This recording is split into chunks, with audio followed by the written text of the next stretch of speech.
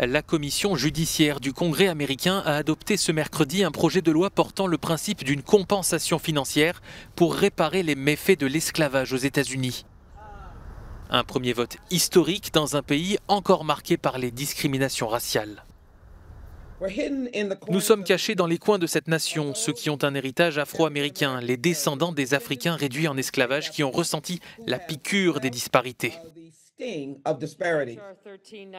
Le texte a été adopté par 25 voix contre 17, les démocrates ayant voté pour, tous les républicains ayant voté contre, notamment Burgess Owens, qui dit être un produit de cette pratique maléfique.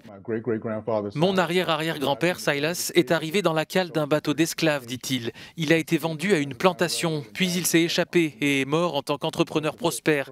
Il a construit la première église noire, la première terre agricole de 40 hectares, qu'il a payée en 2 ans. Les réparations ne sont pas le moyen de redresser les torts de notre pays. Ce que je proposerai plus tard sera plus durable. Ce texte doit encore être adopté par les 2 chambres du Congrès, ce qui n'est pas acquis, car les démocrates vont devoir obtenir au moins 10 voix républicaines au Sénat.